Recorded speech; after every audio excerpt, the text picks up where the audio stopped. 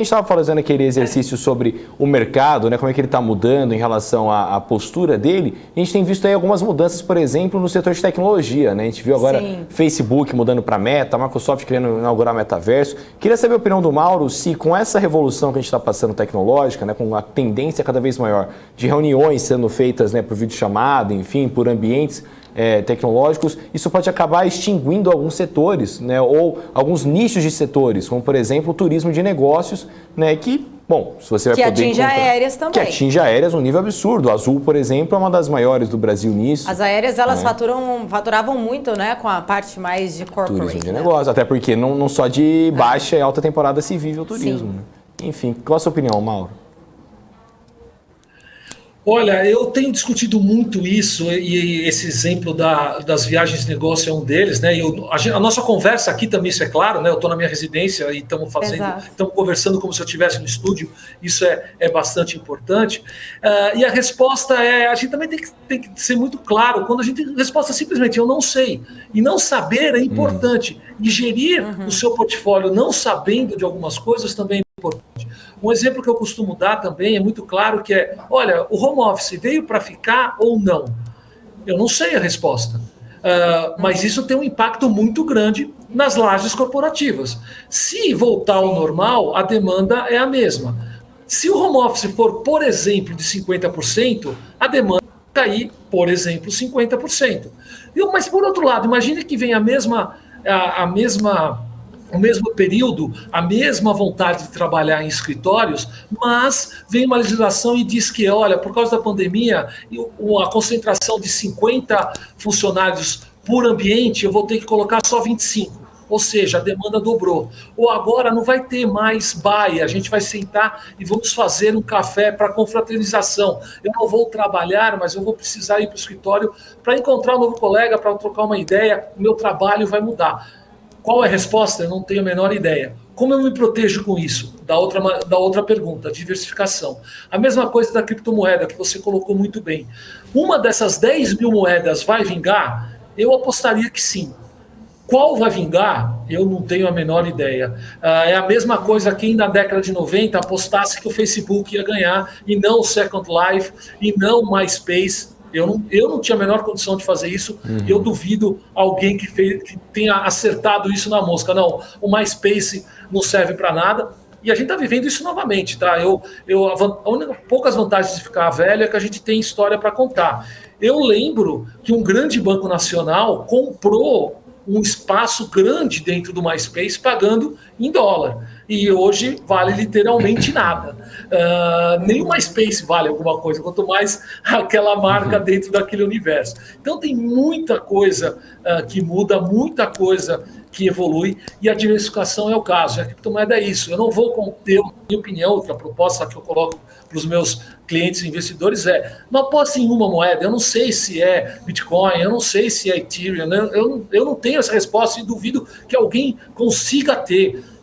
Vai para a diversificação, pega um índice composto com as principais moedas, que seja atualizado desde que a moeda melhore ou piore. Isso serve para todo o resto dos investimentos. Quer investir em fundo imobiliário? A mesma coisa. Não entra só em shopping porque está barato.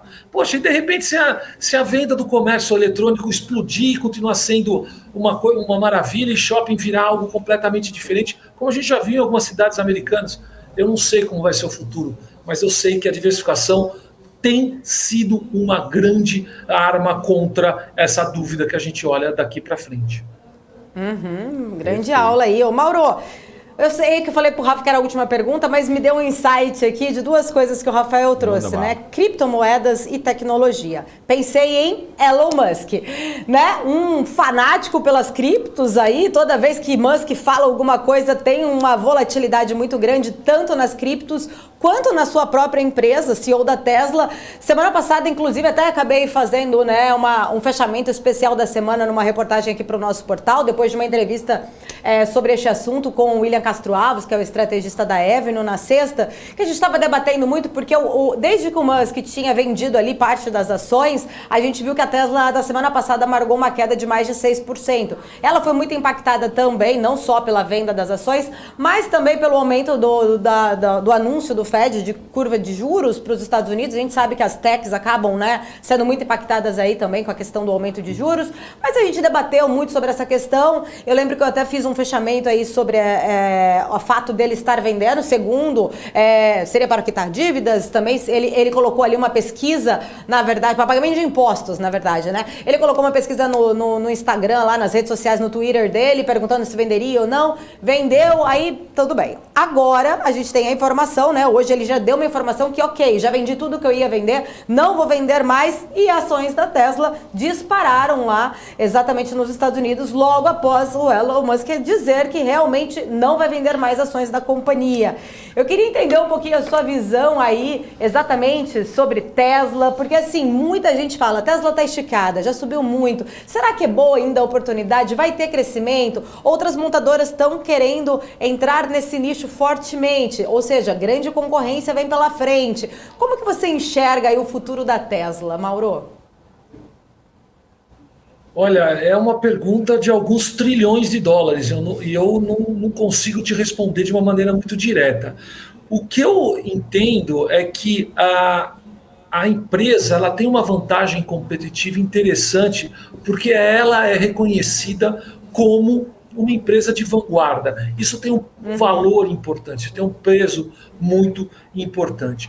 Mas eu também não consigo entender, e aí, aí como investidor, não estou nem falando como profissional, mas olhando para o meu próprio portfólio, é que apesar dela ter toda essa vanguarda, esse reconhecimento, o que impede que outras empresas simplesmente copiem o carro dela? Quer dizer, não é uma tecnologia patenteada a ponto que não seja algo replicável. Então eu tenho uma grande dificuldade... Inclusive ele é contra patentear, desculpa só te interromper, mas ele é contra patentear, né? O próprio Elon Musk é contra patentes, só para complementar. E o que eu acho ótimo do ponto de vista do consumidor, né? Acho que isso deixa o preço do ativo mais atrativo. Mas, de qualquer maneira, o que eu gosto, assim, eu tenho uma certa dificuldade, mais do que isso, né?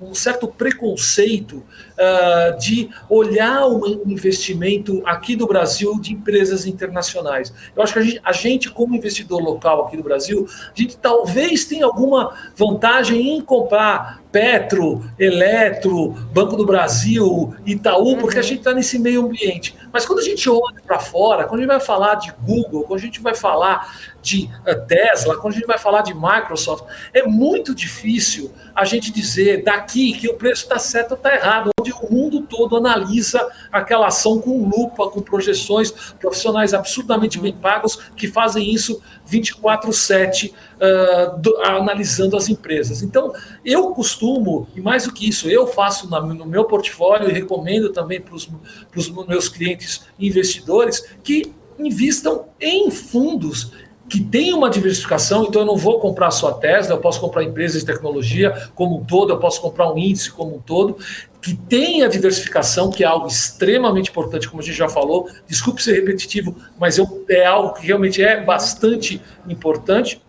E também um investidor, um gestor, um profissional que é pago, que conhece e que se aprofunda, que vai à empresa muitas vezes, que conhece a gestão da empresa, que fala com o CFO, que fala com a gestão de compras, e aí sim consegue ter uma opinião mais embasada desse investimento, dessa empresa e desse investimento.